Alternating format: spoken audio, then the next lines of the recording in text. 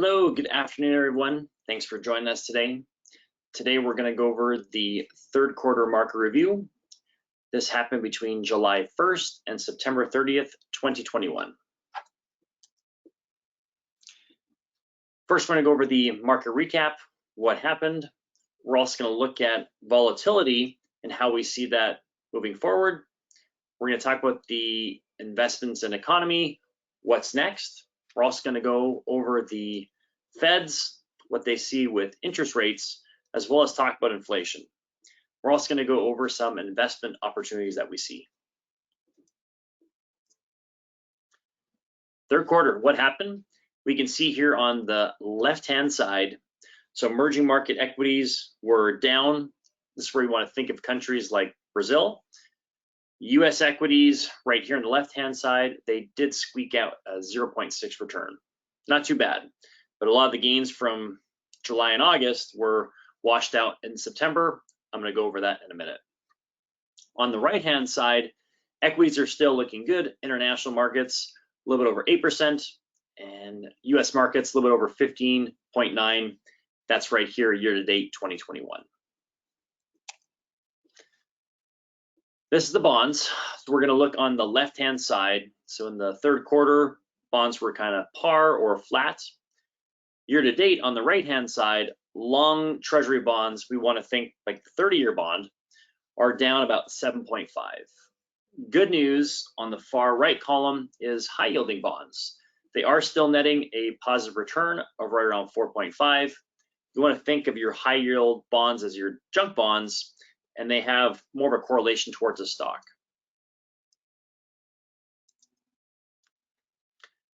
All in all, job reports remained right around 5.4. And what's also happening is labor shortage. We still have a labor shortage. There's enough jobs for unemployment, but a lot of people aren't going back to work. We're still seeing that shortage in hospitalities. You'll notice when you go out to your restaurants, or even if you're flying, there's a little difference there.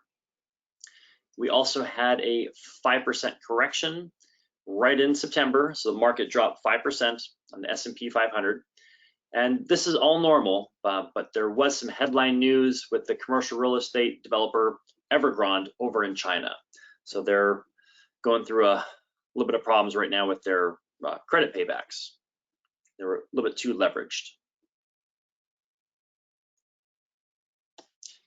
This is Ned Davis research. So this is for the consumer, and what we can see right in the middle here on the column is right around end of March, early April, markets fell off a cliff.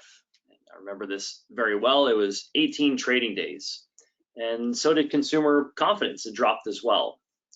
We fast forward, a year plus later to September 2021, and we see the same type of pattern.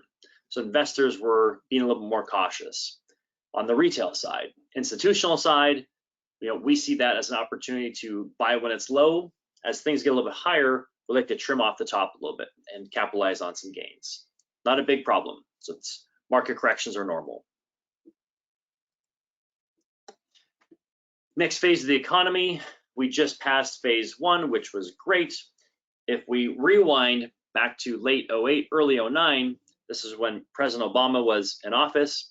You can see market came down. Lehman Brothers were having their defaults. Right after that, market skyrocketed. So people put money back into the system, and the economy grew. So averages for the S&P were right around 13.35% for the first phase of the economy. So as we can see, we fast forward here, March 2020, and then on upward for the last 18 months, we kind of went through this nice little upride. And now we're entering into second phase. It's going to be a little bit slower. Markets have still averaged, a little bit over 9.7. Still not a bad thing. Markets aren't stopping; they're just slowing down. Federal Reserve, they're going to have their next meeting in November 2021, and they're going to decide, what they keep doing with monetary policy. Do they keep funding in money into the economy? Do they keep interest rates the same? Do they raise them? Do they lower them? We're going to find out more here in less than a month. but they're a big indicator for businesses moving forward.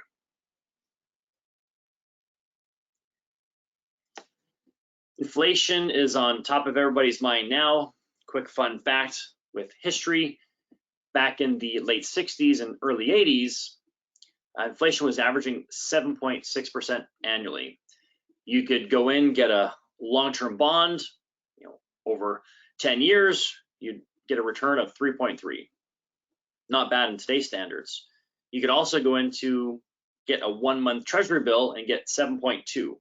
Shorter term, a little bit better on the upside and less volatility. So that was great. This is 50 years ago. We fast forward now, interest rates are a lot different than they were 50 years ago. And what we're seeing to keep up with the standard of living is we're investing in stocks.